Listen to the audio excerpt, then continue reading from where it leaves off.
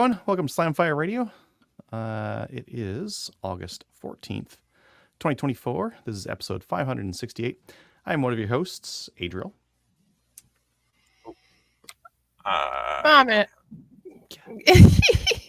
Seniority. Yeah. Dustin, go next. Oh, I am your new host, Dustin, who doesn't have the show notes open. And I'm Cowtown Tony. There we go. We got it. Took a minute. Took a hot minute, but we got it. We're there. Distracted. All right. Don't worry. I've heard the old shows. They do way worse. So we're okay. Oh, yeah. We passed. We're fine. No, not really. But let's go. No? Oh, it can be worse, Kelly. It can be so much I worse. know. I've been there. Yeah. Why don't we start with what we did in guns? Tony, why don't you start us off? Oh, God. I'm starting. All right. So, finally shot something at the A-Stage Steel Challenge at BTSA. I borrowed a rimfire rifle iron gun. So, I'm now more than halfway through my Club 13 challenge. So, I'm missing an open gun, which I can't really shoot anything. A single stack 1911, a limited gun, a iron sight rimfire pistol. So that's 4. 2 revolvers, iron and optics. So that's all 6. There you go. And hopefully, since we have a few Club 13 members in our club, I should be able to do them before my USPSA membership expires.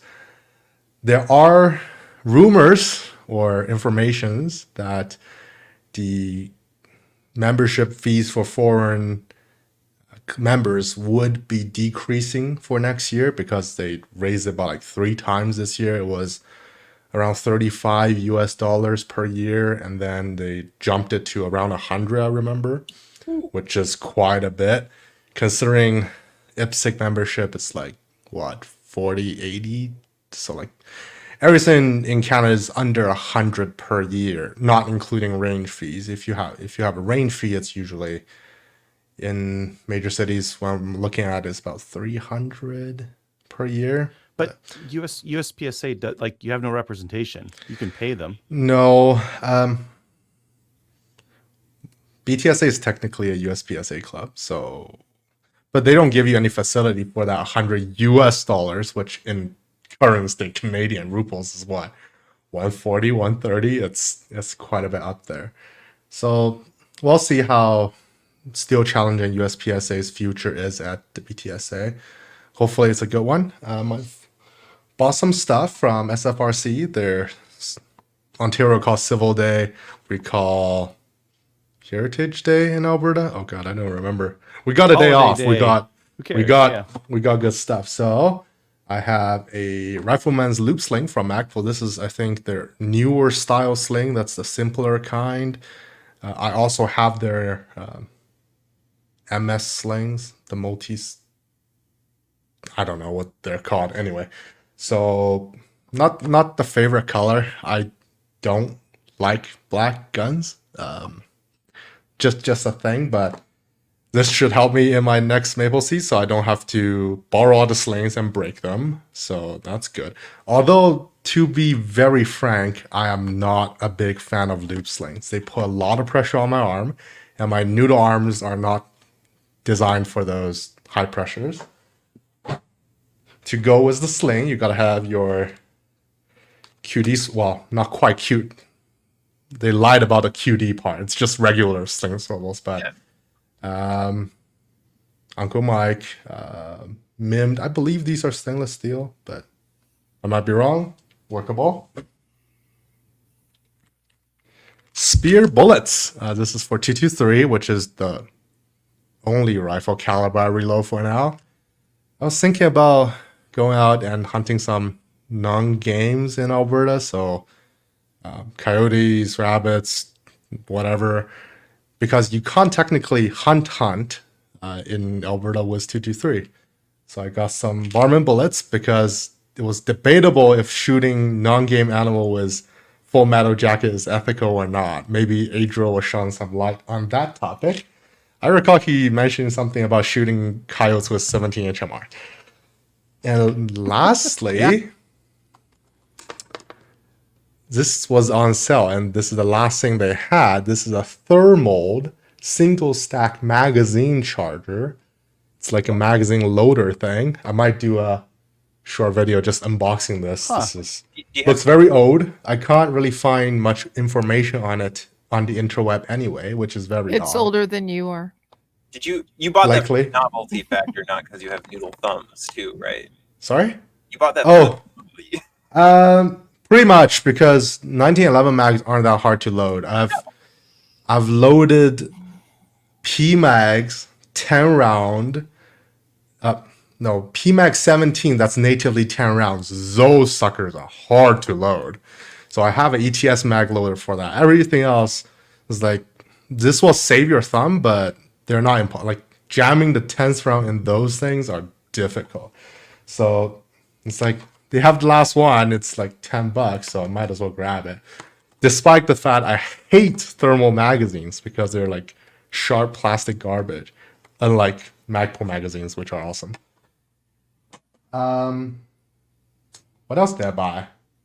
Oh yeah, I bought not a gun. I have the gun. This is the gun I shot the last IPSC style rifle match at the BTSA was, dominating the MAC division, the manual action contemporary division, because I'm the sole competitor, which is surprising because I was the sole manual action competitor. I saw it was both times supposed to have competition, didn't have competition, so won both times. This is the Troy PAR 223. Because 308 is too expensive to shoot, and at the time I don't have any 308 guns. I still don't. And this is the older version. The nowadays they actually renewed it. I don't believe they have made it into Canada yet. Not because of a lack of FRT, because this is actually my only full black rifle, because I thought it would be really funny to make it look like an AR, but it's manually actuated, so no one can get mad at me. This is the older version that does not have M-lock rails. You can see all the, if you're on YouTube, you can see all the holes on it. This is, depends on who you ask, the Troy Alpha rail, the Troy TRX rail, the Troy Delta rail, lots of names to it. But it uses a proprietary attachment system for your rail sections. So similar idea to M-lock and back in the day key mod, but after, what was it called? The US experiment crane. There's a whole name for it. There's a few letters before that. They decided M-lock is more durable and then eliminated key mod basically off the face of the earth, like in a week. So this was, in a sense, compared to that, it was considered as an advancement to the quad rail system, because you don't need all your extra rails if you don't need them. I had to import from Brownells one of the rail sections because they're not very popular in Canada anymore, because why would they be? M-locks everywhere. But this thing is proprietary in that sense, and there's no other way to mount a bipod on it. So it's like, because they've launched a new version of this, I better hurry up before they stop making the rail sections. Then I can never mount a bipod on this thing. So I rushed out and grabbed one of the rail sections on Brownells. They were able to import it for me. I know. I should ask. I should ask, but that's a long time ago. So someone got into Troy Alpha rails, and someone had rail sections, spare rail sections. So these are not cheap. All things considered, these are like $20 US. Shipping not included, tax not included. Did you get the what do you got for sling mount on that thing? Do you have the QD cup or do you have a clip or? I have nothing at the moment. I'm thinking dual QD in the end, but the Magpul QD adapters are available, so that's not a huge no. No. I know there's also. I think you probably have something. I have cups, and I have the one that goes in here. Oh, that's pretty cool. It goes in the circle. So I might I don't know, race out this gun. We'll see about that. There's something I'll mention in upcoming events later, but this gun may or may not qualify for its own division this year. Is this fall in the fall PCC Rifle Championship? They changed the name, but maybe I won't be the champion anymore. We'll see about that. So yeah, just proprietary rails. If you need things, maybe get them before they're extinct. That'll be a good idea. I could have just also splurged and maybe get an M-Lock rail from Troy, but that seems like a lot of effort. And Too much just to add accessories on. I gotta fingers crossed, because you never know what our authorities will do to you. This, hopefully, because it's not scary, because my arms have to work for it, won't be banned. We don't know that yet, but that's wishful thinking. Yeah, it looks scary, which is great. I love it. Last but not Make it least, look less scary. Put some like anime girl stickers on there or something. Yes. yeah. No. This, see, every single other of my guns are not pure black. I don't like black guns. I don't know why. So I thought I'm gonna show the K9, and you can see on the bottom all the discoloration of all the gases leaking out. This is the left side. This is not the side with the ejection port, right? And you can see how that black dot is where I put my finger. It's I don't know what to tell you. And you can see on the back, it's all covered. Are you sure that's not Yeah. a blank firing gun? Because it looks like it. So there you go. What am I gonna do as the Kana? I don't know yet. I'm gonna mention something in the new gun stuff section again later, but I think I would like to replace it with something else that's more racy per se. Probably the only things that's gonna stay is the Magpul furnitures, the Vortex sight, and the backup Magpul sights. But All right, so just change the gun. yeah, just change the gun. How racy? How racy? Steel challenge racy or? No, I'm not quite steel challenge racy. I want it to be like regularly gun? functional too. More for IPSC, I want to say. So FX9 restricted or the Raven 9 restricted would be probably pretty good. I don't know if there's any other upcoming 9mm PCC I'm really interested in. You can't have a CMMG Banshee. You know, Radio delayed, that would be nice, but you should build, Tony. You should build a kitty cat K9. That's what you should do. why? Because it would be fun. Yeah. Like how short are we barrel. talking about? A little, like a properly short barrel, something Restricted. that's still legal but like restricted. Yeah, build like a kitty cat K9, something. I so you can could call it, that'd be great. could just go buy a FX9 with a 4.5-inch barrel. Then you can't. See 4.5-inch. And then like- sell the K9. Then the sell K9. Yeah, I don't. Yeah. They do sell the restrict. I don't know what. Again, my track record was Kodiak, not the greatest, but I don't know what's up with them per se. They didn't really advertise the whole restricted kit for the K9, but it is out there. They do have them on their website. For some reason, they don't offer it as a gun. At least not yet. That's how I know. And would the Mike is asking, would the FN PS90 be considered as a PCC? I don't believe so. The 5.7 round may not be a qualifying cartridge for IPSC. Depends on your Club 3 gun, is more of an outlaw thing. But You're gonna lose anyways because you're gonna lose because you only have 5 rounds mags. Yeah. And those 5-round mags are gonna be expensive as heck. You probably don't want to dump them into the mud. They gotta rotate the cartridge anyway.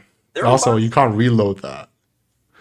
Apparently, people do, but like I've heard the brass Not are on the not Glocks. drawn No, not the ammo reloading, the hand loading part. Apparently, the brass are turned, not drawn, and they have a tendency of cracking after very few reloads. So, just a note out there that the source was Vortex, the Vortex Nation podcast. One of their reloading episodes mentioned that, but I don't think if you're shooting a P90, you'll be really, how to say, concerned about that. All right, I see Kelly's internet connection is good, so we'll go to her next. Woohoo! So I have internet.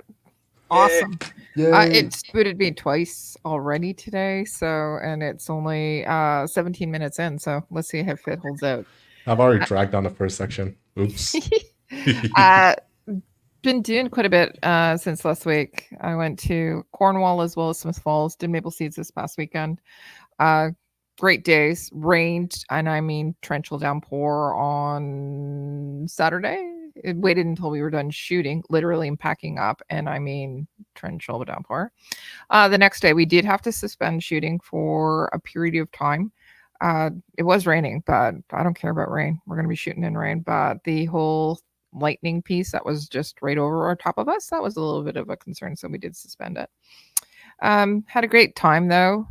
We had some issues with some optics, especially a couple of people mounted their optics 2 days in a row. It was weird. 2 new shooters that mounted their own optics, and they did it 90 degrees, and it was weird. Oh, neat.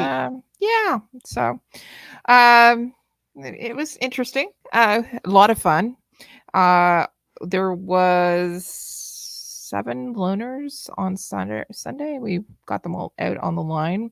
Well, one of the reasons is because there was a lady there, brand new shooters, and they all brought all kinds of different guns that were totally, yeah, we had to replace everything. 50 BMG, yes. So there was one that was on the line. It was a Wildcat, and I'm going, oh Jesus. Wow, reloaders out here. Holy, they're going to win the match. No, like a Winchester Wildcat. No, for 22. Winchester. Yeah, it's my favorite I got gun excited. ever. No. So everybody who listens to the show knows how much I like the Winchester Wildcat, right? Correct? Yes. You love 'em. Yes. So I'm going, oh, it's on the line. Isn't that? Yeah, great. So new shooter woman, she was fantastic, great attitude, everything. But the gun, she had some really decent groups, and all of a sudden it just wasn't shooting. And I'm going, okay, well, maybe let's work on the fundamentals. Her fundamentals were freaking-tastic. So I'm going, okay. Later on, I said, why don't I shoot it to see what's going on? And maybe I checked the scope, I checked everything, nope, and then I shot it, and I'm going, yeah, I'm not that bad of a shot. Like I've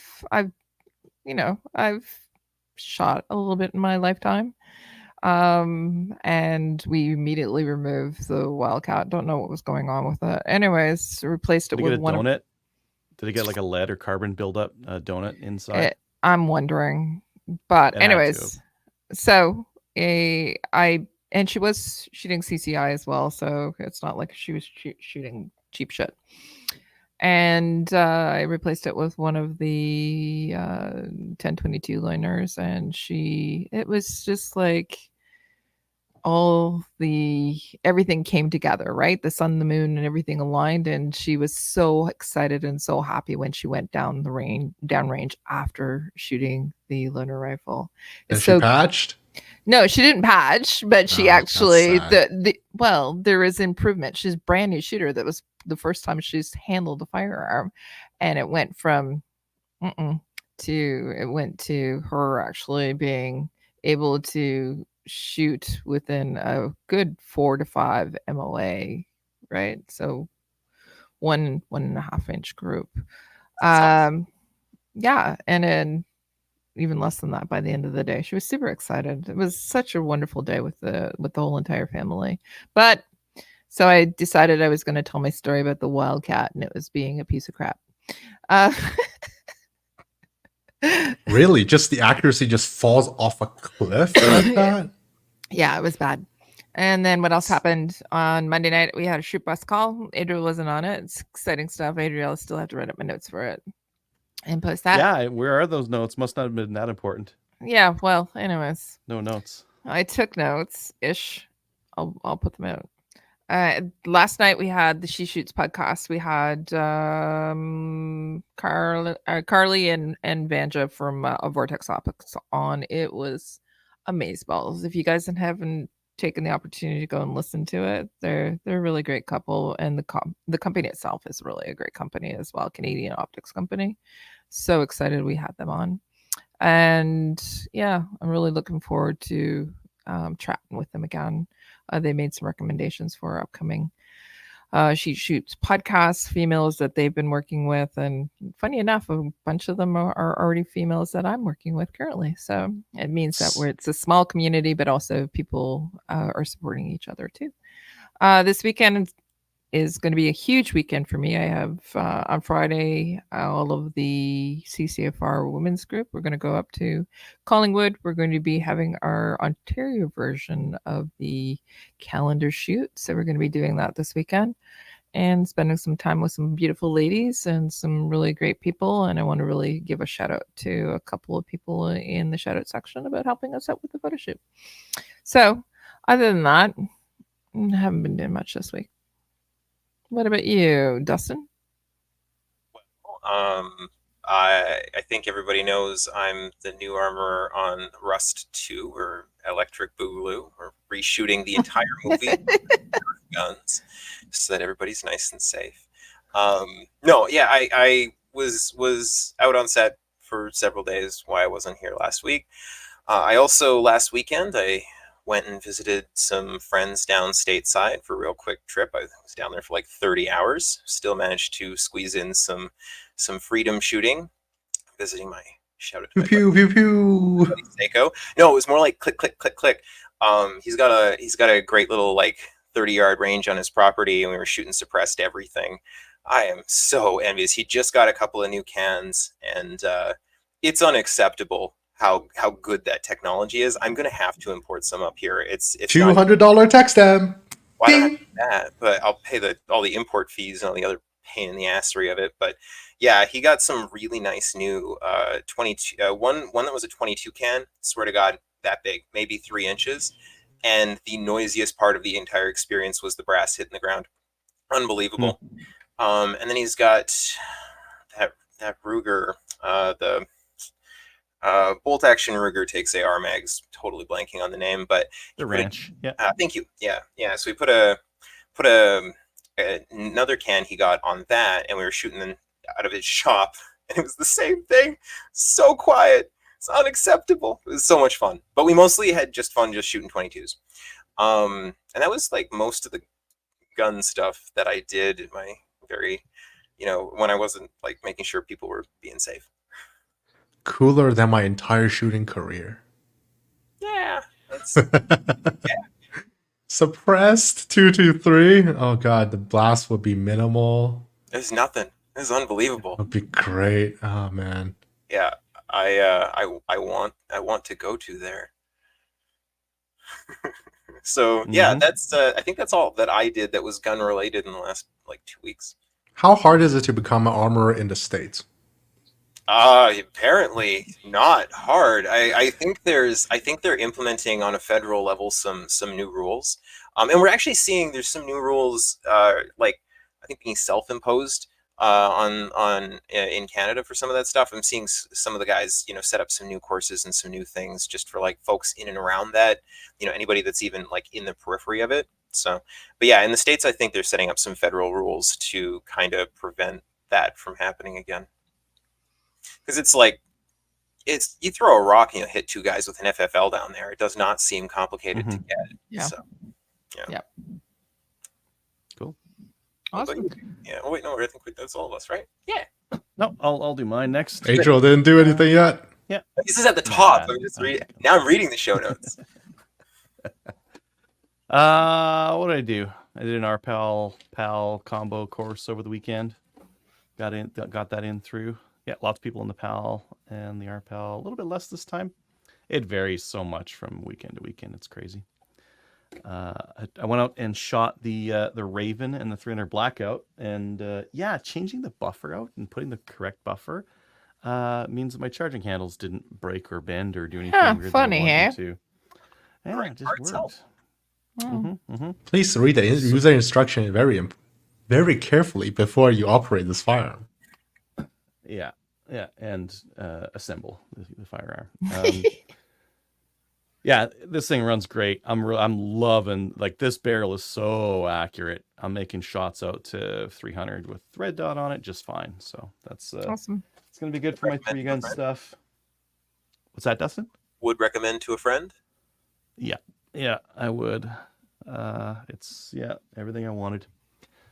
I got some SFRC stuff in. I got a new gas piston for my MCR, so it's in the back over there. No, you can't see it, so who cares?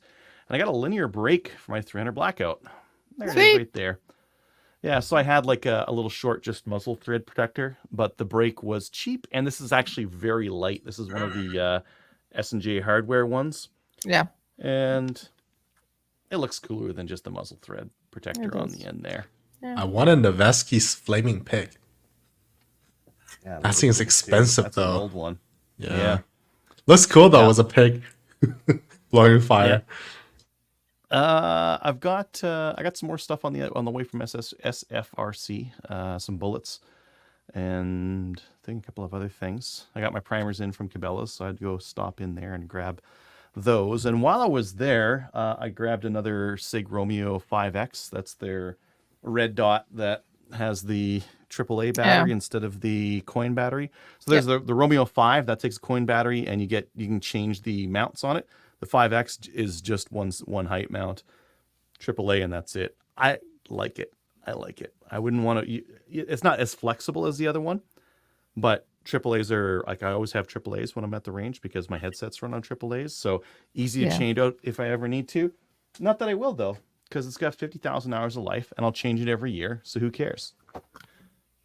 Yeah, so I got one of those. The Romeo 5X, I like everything except for one MOA clicks. That's just Really? half would be fine. One MOA Yeah. clicks is just a little bit too much. Did some more reloading. Did a whole bunch of 9mm. I ended up, I don't know if these hollow points are different. So the Cam Pro hollow points, they're like $3 more per 1,000. So I'm like, oh, I'll get a bunch of those. And I was reloading those. And I kept getting the case, like shaving the bullet. The bullet goes down and it gets cut by the case mouth. And I'm like, maybe I'm just not holding it correctly. Kept doing it. So finally I just said, you know what, that's enough garbage bullets. So I just set it to bell the neck a little bit more. So for our listeners, that just like opens up the neck a little bit more. So when you put the bullet in there, it doesn't like cut it on the way down. So too much of that, and you end up like working the neck or the mouth too much, and it'll like crack. But I wanted the ability to not break my bullets as I was putting them in. Just as a side note, I've loaded both Cam Pro round nose and hollow points. In my experience, they are not different in the overall diameter. I'm thinking shouldn't there could be a lot-to-lot difference, and I don't know. Maybe I'm just expanding my neck too much regardless, so it wasn't a problem for me. But Yeah, just a data I point. don't know. And then just as I was like rolling it around, so I've got them in a pistachio container here, and I noticed one of my primers was in sideways, so I put Nice. that one out. I'll Yeah. go fix that later. Yeah. Go put a hand primer for that one. You don't inspect them after you're done, eh? I do. I expect them as they go into the mag. No, I inspect. do them. I don't like how you like to store things in boxes, like loose. Well, there's a reason. I know you did a video on the ETS loader, but I'm guessing you don't use that too often. I use the ETS loader as my primary, so for me, So you having need to them put in them in trays, it's much easier. And so what I do is I'm pretty new to progressives, so I think it's a good safety precaution, but I load them into the CCI trays because they stack the best. They actually stack with each other without the boxes. in a stagger pattern, and they're kind of the widest, which isn't great, but they do kind of store the nicest. Yeah, And I I make too much inspect ammo them to, when to I put them in trays. Yeah. Like do you though? I've got 5,000 rounds sitting down here of 9mm, and this will be about 600 or so. That's not a ton. So but I would need a lot of boxes. I'd need to keep a lot of boxes to That's put them all in true, trays. though. I agree though. Like loading off the tray with the ETS loader is a lot faster. Well, I just Yeah. don't worry about it. No. draws a lot of eyeballs on a range too.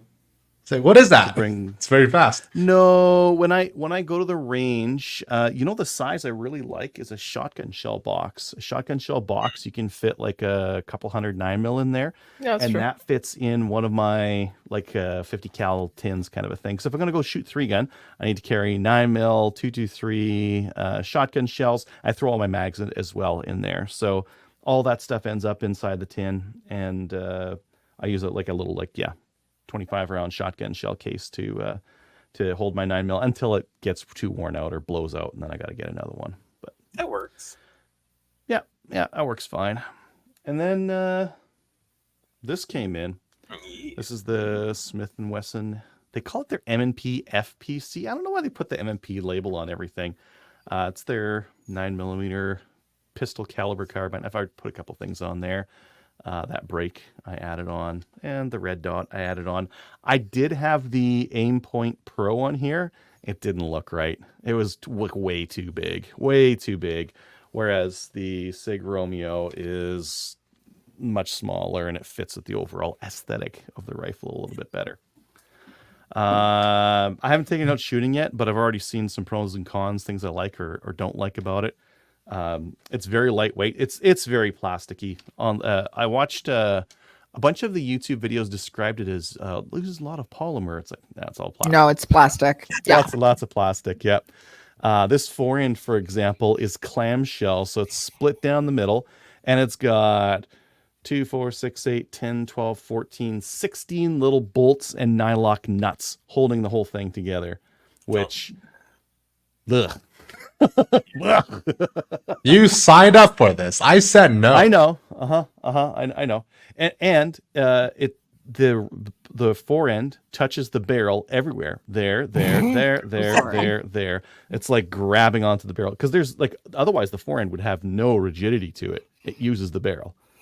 So you couldn't use this for maple seed if No. any kind of torsion on here, you're No. gonna be pulling on stuff. The That's not barrel. repeatable. Yeah. It's a marketing term. It's a fully supported barrel.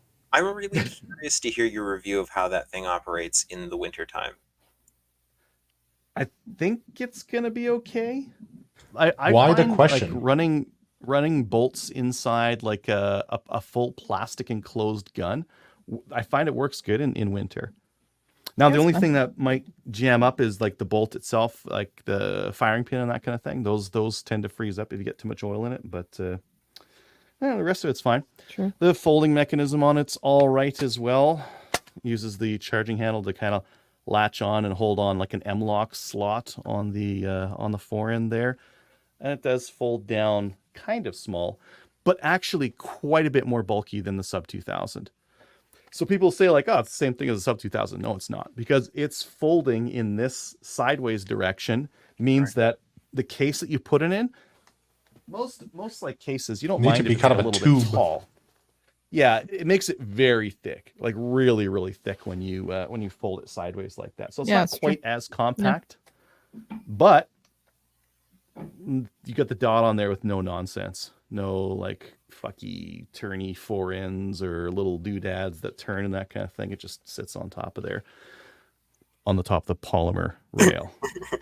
Have you practiced quick deploy? Get it open, get a mag in. How fast you can? You can leave the mag in there. That's You fair. can just have it in there. The stock carries extra mags too, but it's fucking stupid. They should have just went with a straight one, because it's so fat and heavy. And when you press this, it unlocks the other one. It unlocks the one on the other side. Oh, that's dumb. Oh God. Yeah. So that's how that bit works. The other thing I really don't like about the mags is that the grip length. So they have a compact grip length and compact mags, right? Am I Right. following so far? Yeah. But they sell it with like extendo mags and regular length mags with this plastic Pad. filler piece. Yeah. The pinky piece. Why didn't they just make a regular size? Oh, well, we made it subcompact. So if you have a subcompact pistol and you have this, they can share mags. Yeah, but this is a PCC. I don't want to share mags with my subcompact like hooker gun. I want like full size mags for this thing. That's terrible.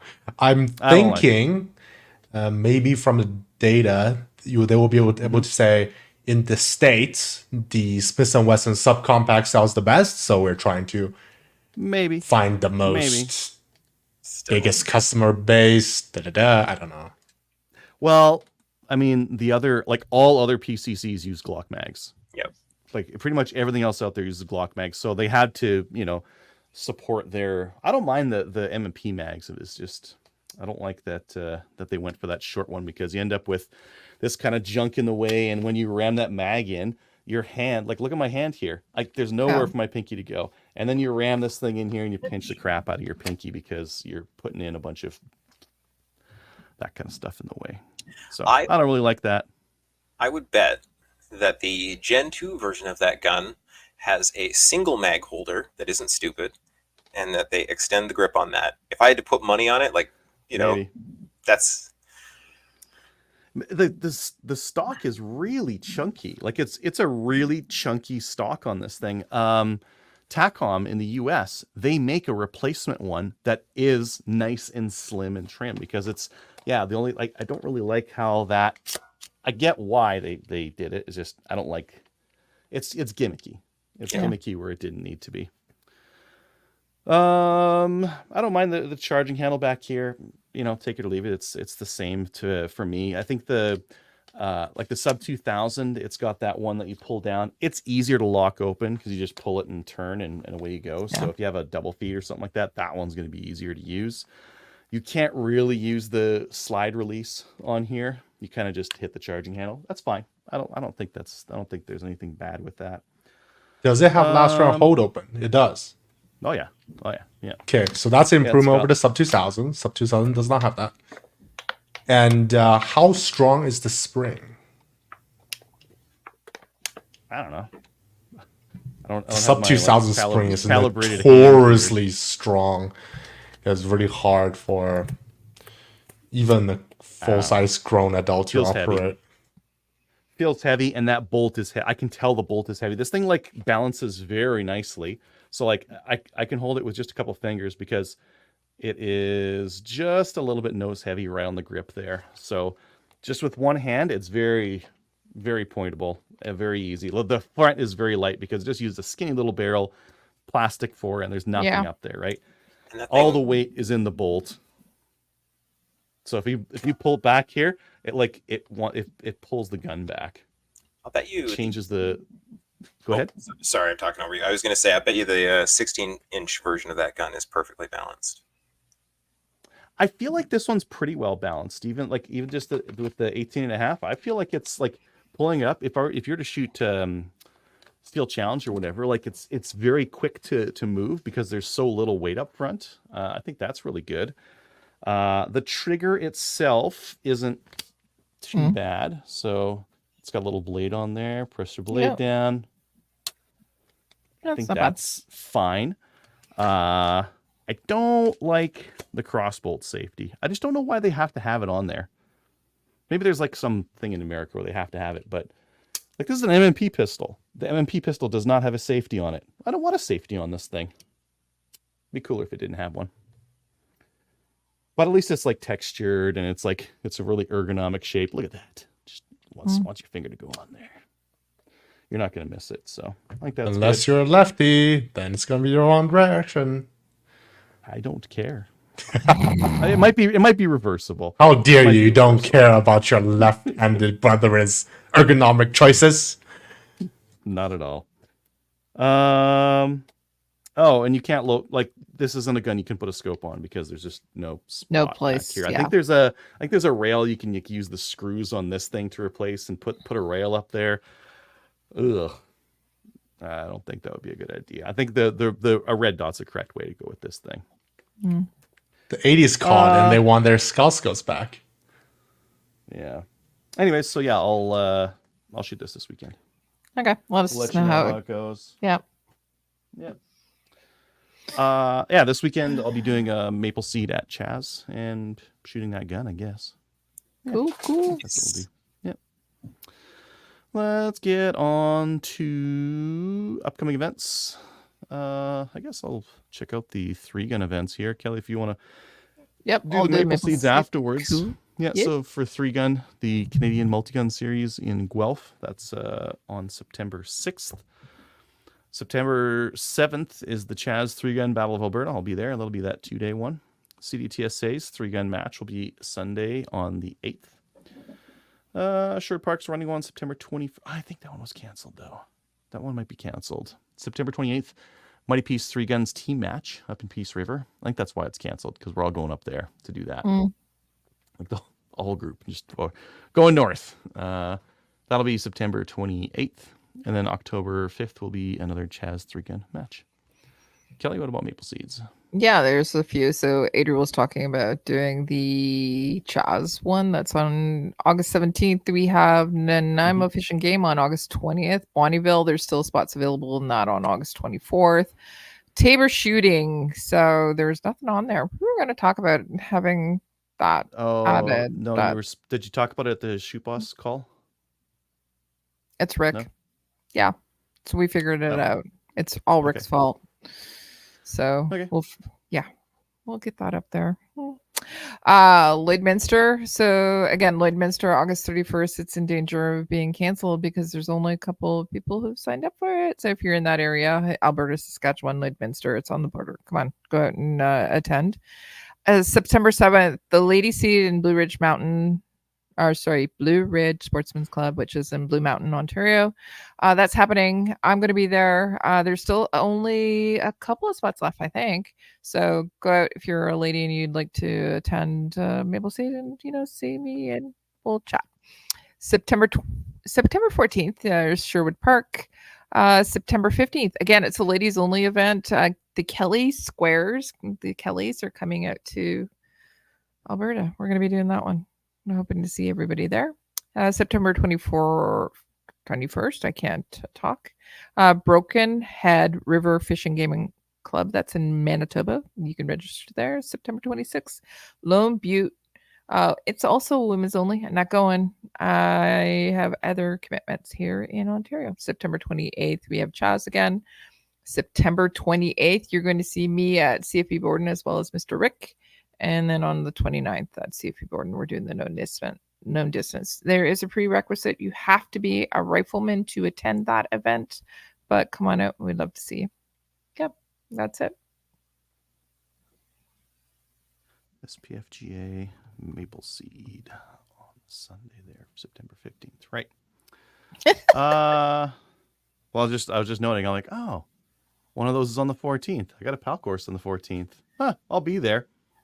But not at the Maple Seed for the Saturday. Sunday will. That's fantastic. Okay, well, Kelly and I will be there, so you're going to have a couple of extra instructors on the 14th. The 15th. All right. We're there 15th. For the Ladies' Day. Yeah. Yeah. Cool. Tony, did you put this IPSC Alberta event in there? Correct. It is your BTSA store reporting IPSC Alberta, Kananaskis, and Fort Mac on the same weekend. So don't try to attend both.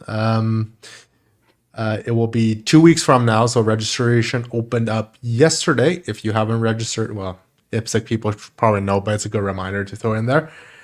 CRPS match at the BTSA this coming weekend on August the 17th, 2024. And registration for the aforementioned Rifle and PCC match at the BTSA will be starting next Tuesday. So I thought I'll give you an early reminder in case it runs out, but I don't think so. Usually we have a few empty spots, so I'll do a reminder next week as well. But super fun practical shooting rifle match in the Calgary area. Usually we do it twice a year. I would encourage you to attend this time because Taylor Reich. Again, shout out for being the Carry Optics and match winner of the Canadian Nationals this year. He will be going, at least what I've heard, he will be going to the World's Shoot next year, so he might not be able to match direct those. So we might put that on hiatus for a year or two. So this might be your last chance. That's about To it. get worked over by Taylor.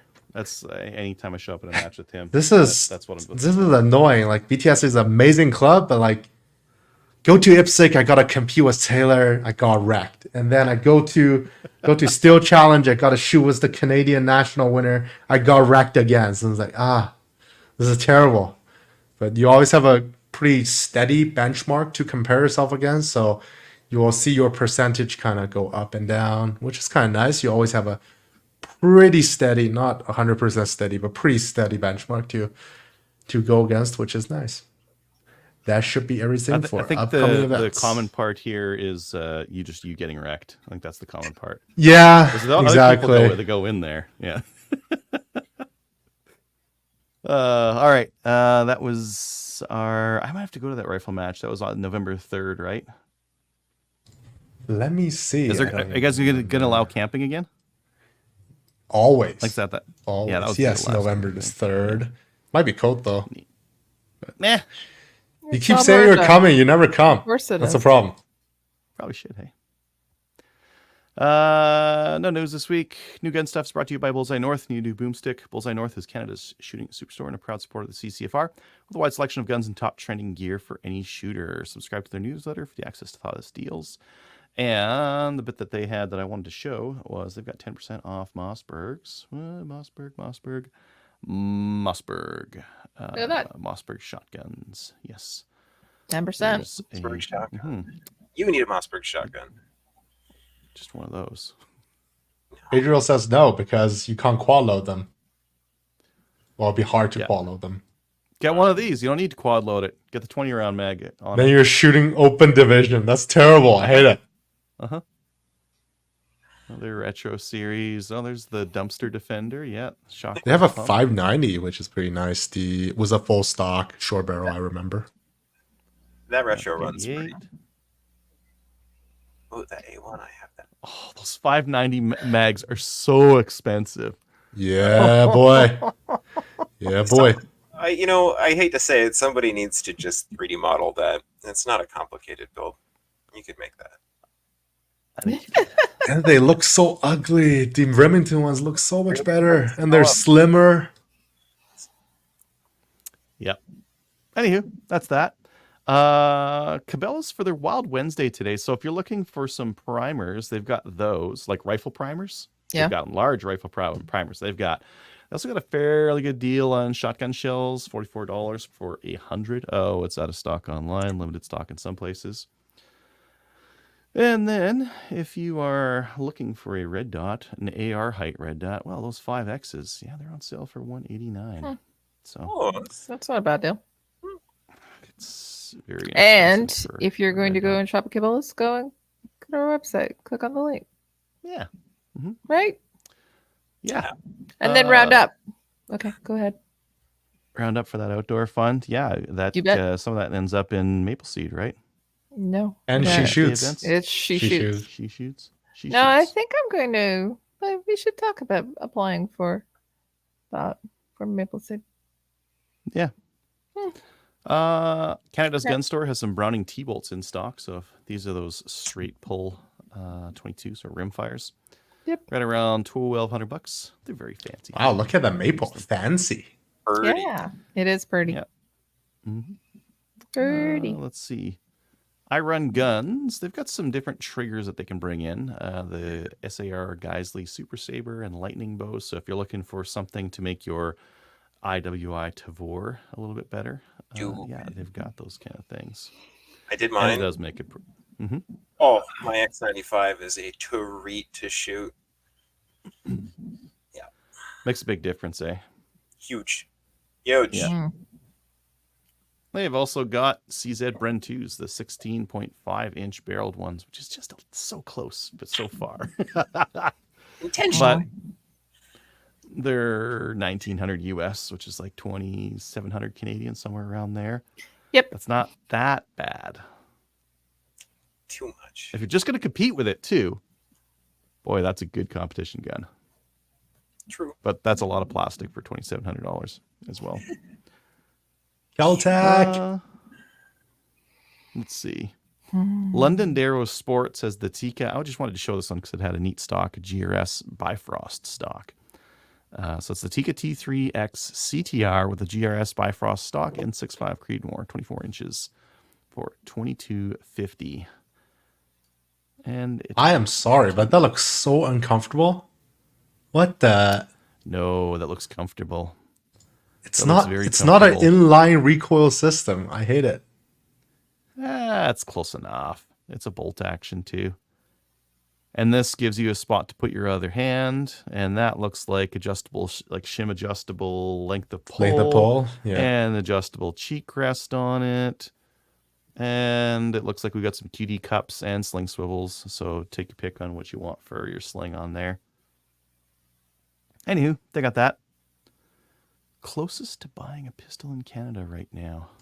What do we got Oh here? yeah, field reporter Cowtown Tony is going to do the reporting for you on this news story. Sorry, all the news story has been new gun stuff. So indoor range straight shooter indoor.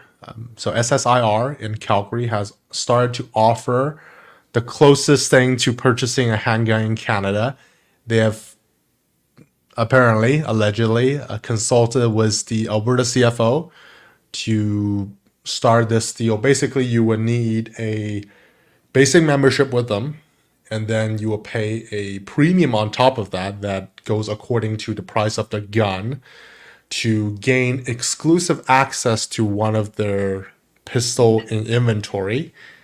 And if the law were to change where transfer is allowed again, you will be able to have first option to purchase that firearm for $1. So basically you've prepaid for the gun, you're just doing that to legalize the whole transfer process. Additional costs include a $200 per year, so in case the legality doesn't change within the first year, a $200 per year storage fee with SSR. I've went into the store to pick up some other stuff, but I've also asked. Apparently, the new part is you can now sign this pistol out of the range with the ATT for 1 week at a time. That's the maximum they've given so far. But apparently there is going to be an extra charge for that service. I'm not sure per time or per year. They're not too clear on that. I've posted in, maybe Adriel can show that, in the Discord channel, what they have featured. The picture isn't great. They don't have all the tags flipped correctly, but they have a few options, a few Glocks, I believe an MR920 from Shadow Systems. There's a 50 cal Deagle. Stupid gun. Probably not that useful for competition. There's a Bond Arm, Derringer kind of thing. There's a CZ, either a Shadow 2 or TS2. I'm not a CZ. How do you say? Tactical Sport, CZ Tac Sport 2. Yeah. Yeah, so it's a TS, I guess. Yeah. So a few things. The prices isn't quite clear. So if you're in Calgary or near Calgary, you might want to call in or go into the store to look at those and confirm. But it is mostly designed for people who already have a membership with SSR. You gotta. It used to be you couldn't sign the pistol out. I believe the signing the pistol out part is kind of the new part and the hot part, really, because now you can take it to IPSC competition. So for me, for example, it would be somewhat of a viable option. Too bad they don't have a 1911, or if the price is right, I would have sprung for it. So yeah, just other ways Canadian companies and gun stores are trying to offload there's a TT33 too. There's a Tokarev in there Oh yeah, that'll be a to cheap offload option. some of their inventories. But overall, it wouldn't be cheap because the more expensive you go, the $200 per year storage is less a part of the whole cost. if you bought a TT33 for, let's say, $400, then your $200 isn't quite, in my opinion, worth it per year. So yeah, some more information can be found on the SSIR Facebook page. You can Google that, but yeah, they don't have too You should much just go in. information on there. Yeah, you should just go in. Straight shooter indoor range in Calgary. Cool. And last thing is, watch out. There's a few fake gun sites in. Oh, that looks It good sucks. too. That's really good. Yeah, but you will notice both of them, I think, are by the same people. So first one is the Well West Gun Shop C8.com, which I'm thinking their imitation of the Yeah. logo is the imitation of the Well West gun store in West Edmonton Mall, Edmonton, in Alberta. The other one is Gun N, as in the letter N, AmmoCanada.com. So they look very scammy. They say they take credit card, but if you go to the checkout, they either take PayPal, Bitcoin, or e-transfer. So some clues there. I would say if you are dealing, also they don't require you to put in a PAL, so that's kind of fun. Basically, everything on their websites are quote unquote on sale, and Adriel's trying to do some shenanigans at the moment. Yes, don't give them your email because they're going to sell that. So things like that. Also, if you open the front page of them, you'll see all the gun racks have U.S. flags behind them instead of Canadian flags. Not quite patriotic, in my opinion, but yeah, just watch out. There's I believe they did a fantastic job on SEO, and they will appear on the it's freaking simplified Chinese. Freaking popcorn? What? Now the translation don't make sense. Anyway, so yeah, they did a fantastic.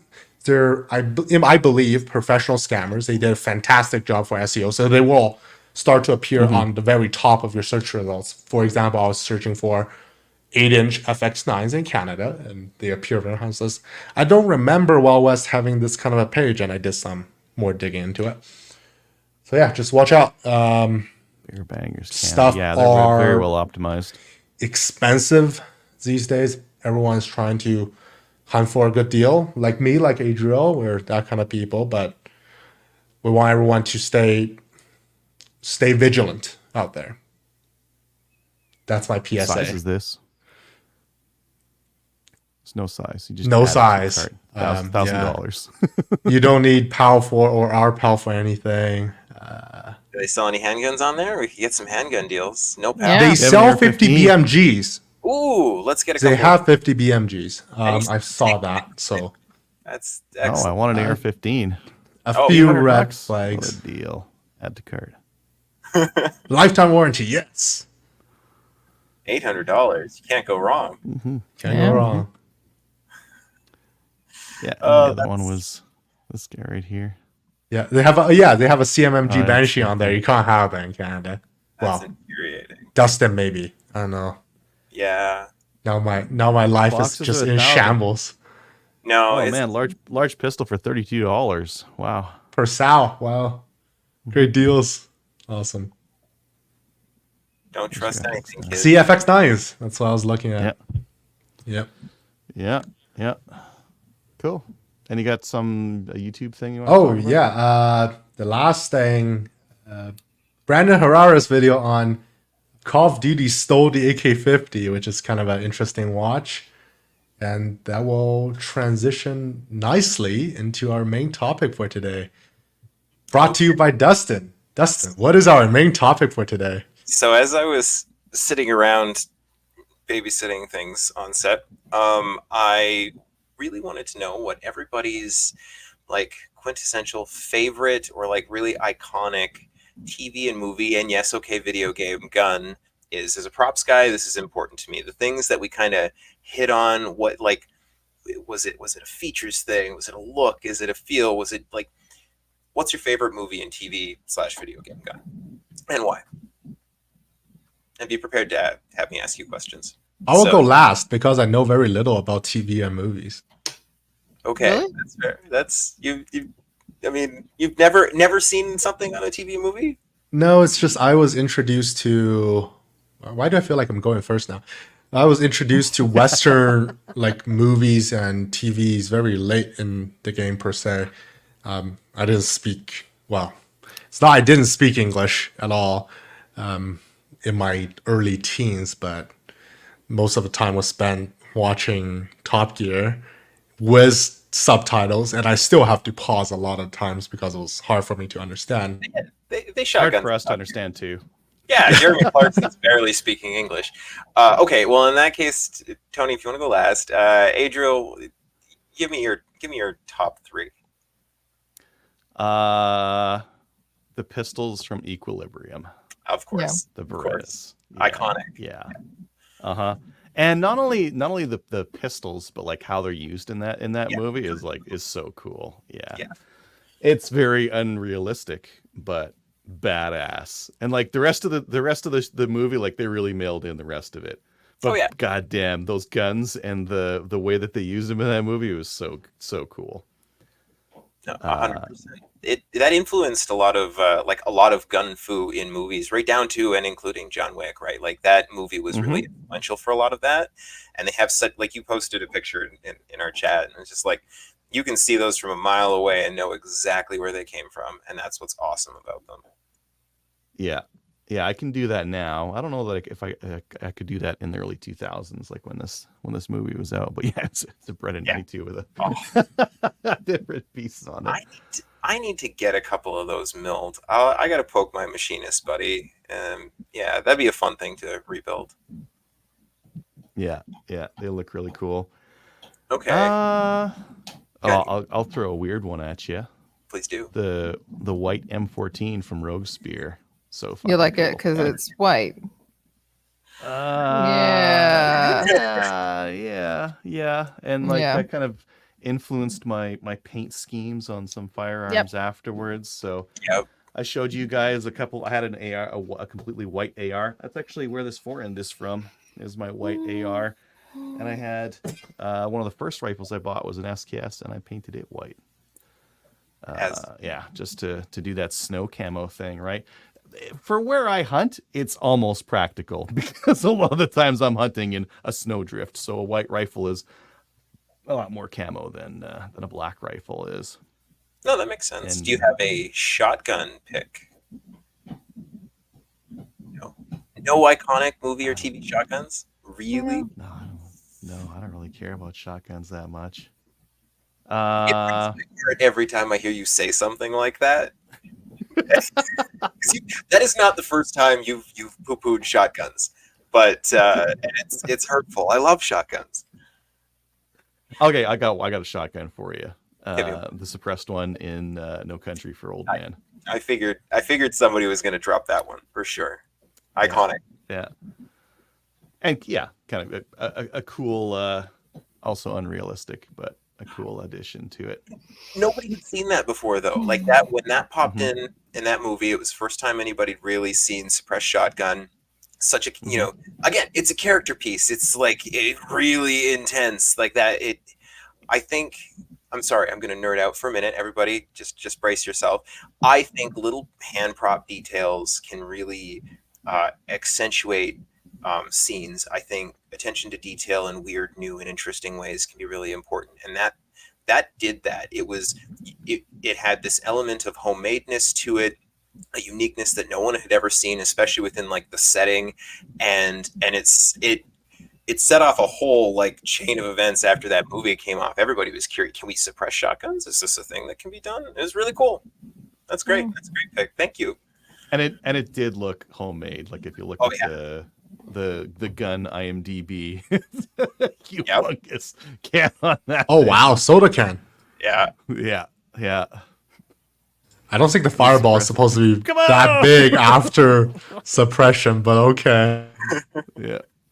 No, that's pretty cool. That's great picks. Okay, what about you, Kelly? Got any picks? Okay, so this one really isn't well. Okay, so when we think about guns and we think about where they start from, and one that you always actually want and you can relate to is A Christmas Story and the Red Rider. Yes. We don't even have that in China. But everybody identifies with it, and everybody as a child always wanted one, right? And then it's like, but then you get into the movie, and of course, along with that comes your pink bunny suit, right? So Literally. of course, You'll shoot your eye out. Ralphie, you'll shoot your eye out. And then the mother saying that, I am so much like her. I don't know. But when we think about guns and we think about it, the iconic movies, when we go back to them, there's a few movies that we always relate back to, and it's all everything relates back to Christmas. So Die Hard, that is always the correct answer.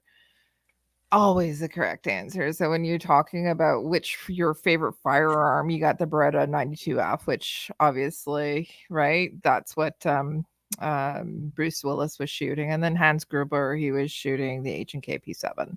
So like those, yeah. So those are like the guns that you know, especially when you start going through the whole Die Hard series and the evolution of that and that. But those are the iconic guns when you really think about it. Oh, And then I start thinking about those other things. I watch movies, and we're all people who are gun weirdos.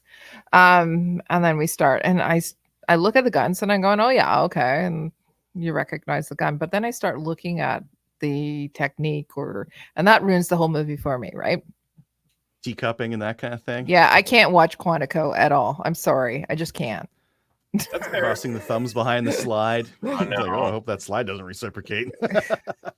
But those, yeah, so that when you're talking about iconic for me or the movies that, yeah.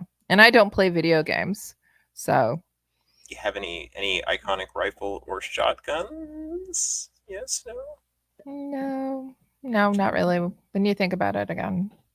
Can I add on another handgun? Yeah. Yes. Lock, stock, and 2 smoking barrels. Oh, Well, Yeah. your gun says replica on the side. Mine says Desert Eagle .50. That's Yeah. I That's a favorite movie of mine too.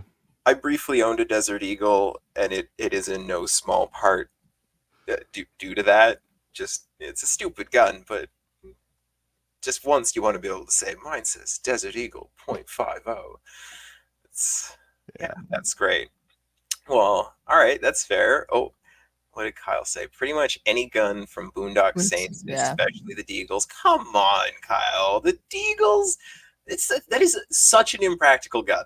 And I don't know. I say as I've definitely put those guns in one of my movies. I got to shoot Deadpool's guns, so I've shot those Deagles. Those Deagles have been shot by these hands. There's video somewhere. Have they? Yeah. Yeah, I would have probably, like, if I had been thinking about it, worn something different than I did when I don't show that video because I was like at work. But I have shot those guns. They're fun, but like I can't think of a gun I'd like to get into a gunfight less with as far as semi-auto pistols are concerned. Like GT33 Tokarevs, okay, yeah. I'd rather have the Deagle. I would too. That's fair. made in the USA. Yes, correct.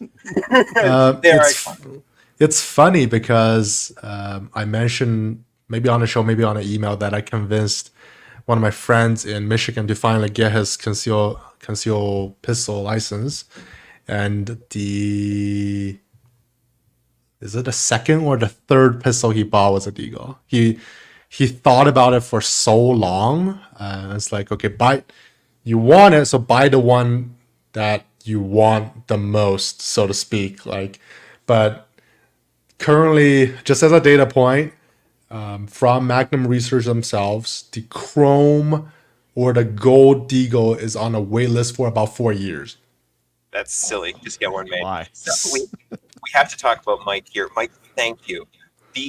This is one of those things. If anybody's never seen the 90s Romeo and Juliet with Leonardo DiCaprio as like a 16-year-old Romeo, it's a wild movie. I love weird movies that get made like this, and all of the guns like all had like this intricate like rapier and 9mm sword, and there was this just element because like the guns were playing the swords or knives or daggers, and again, it's one of those really beautiful attention to details that folks like me obsess over. And the movie hasn't aged well in any way, but that's great. When he puts the red dot on and he shoots that guy in the car driving away at like, I don't know, he's like 50 yards by then. He's like, no problem. Boom. Anybody make that shot, easy peasy. Fair. Any others for you, Tony? Be prepared. I've got a couple. So Okay, it's You'll time probably for have a bunch of good ones. yeah, I'll probably have some bad ones because it's time for Tony's story time. There isn't a lot of gunplay in Chinese cinematography, I want to say. makes sense. At that point, you can't really have them. So, Yeah. and early on, I wasn't really introduced to imported movies. So one of the movies I just found, they actually have a English name for it, which is called 亮剑 or Drawing the Sword. It's a TV series talking about the kind of late Sino-Japanese World War II thing, and then the Chinese Civil War. So a lot of Type 38 Arisakas, the Japanese machine gun that I only know about its Chinese nickname. It feeds from 5-round Arisaka stripper clips. It's like a whole thing. Oh, I that don't. thing's so cool. It's such a weird gun. It's such a weird thing. It's done for a purpose. Like it's like the US saying, "Hey, we want to have a light machine gun, but I have to feed from 8 rounds grand MBOT clips. Like that's a requirement." So it's kind of like that. So not a lot of guns really caught my eyes. I was younger at that time. I wasn't really interested in it. After that, and when I was starting in like mid elementary school, going to junior high, video games kind of become more popular. So most of my gun impressions are from video games. And one of the first guns that I loved is the 1911, which is very strange because at the time the game we played is kind of a derivative of Counter-Strike, Crossfire. It's not very popular in North America. It was a great success in China. And for some reason, the 1911 is only available in a dual wielding configuration, just called a dual Colt. That's what's called. And somehow I was just in love with that shape of that gun. It looks very slender comparing to the plastic guns, but more proportionally correct than a Deagle, which at the time, lots of my classmates would be lusting over the Deagle. It's like, doesn't seem like very usable. After that, I don't really have a favorite rifle or shotgun at the time. I'm very much a meta player, so whatever gun is the strongest in the game is whatever I use. Okay. So after getting more into the gaming scene in the Western world, after I moved here since high school, I have to pull out my battle log for Battlefield 4. And I was looking through the catalogs. The pistol that was still favored by me was still the 1911. Very much so, still the most amount of service data on that compared to all the other pistols. Unlike me, one of my other friend, not the one in Michigan, but another Chinese friend I have, he very much favored the Deagle. Despite that being a 44 Deagle, he still used that thing in every single class he had. Still, I didn't really have a favorite rifle per se. I was very much a good patriotic boy at the time, so I used the Type 95 a lot, which is kind of terrible but kind of cool in a sense. It's a Chinese unique 5.8mm cartridge. Still don't have a favorite shotgun really. At that time, I already know very much about the Benelli M4, the 1014 in the military terms. So that's kind of in my mind, but it's not really my favorite per se. Tony, do you have a Type 97? I do not. you could have the QBZ 95 in a It's version the of wrong that. caliber. The magazine looks wrong. Close enough. It's- Close enough. It's not made in the USA. I don't know. I Nope. just prefer made in NATO nowadays. It's weird. Anyway, yeah, I thought about it actually when I was getting more into the semi-auto scenes, but nowadays they don't seem to be that available anymore. For some reason, for a Type 97, I want a flat top. I don't want a carry handle. But for a Type 95, you kind of have to have the carry handle. It kind of retains the look. I don't know. Maybe it's just the magazine messing with me. I've only really developed a liking to a rifle and shotgun because of the history in Battlefield 1, where I actually fell in love with the Ross rifle, Canadian made, very interesting, a great Canadian history piece, so to speak. The Empire won't provide us a rifle, so we'll make our own. And it's a straight pull rifle, pretty interesting gun. And entrepreneur was the name Ross, made that. Apparently very accurate, very expensive to find. Can't find one. I want one. And if they can reman one, I'll be interested. The shotgun that I was more interested in was the Browning Auto 5. You can see I have a tendency to like old guns made by Browning, which is very strange. But yeah, it's also very interesting, great history. I think it looks better than the trench sweeper because it doesn't have the bolt coming to smack you in the hand. It just seems more usable. Also, you don't have to, I don't know, operate it. I don't know. Save you some time. Save you some hard work. And also a long recoil system, not very commonly seen these days, where the barrel actually moves. I didn't know that to start, but that's quite interesting. So yeah, that's kind of my whole love-hate journey about firearms in any kind of a digital production. Not a lot in TVs, not a lot in movies. I watched the John Wick series. I don't really I don't develop a crush on a weapon that much. Fortunately, the 1911 fits my hand really well, so that'll be on the list for after the ban. We'll see about that. Dustin, you muted, Dustin. Oh no!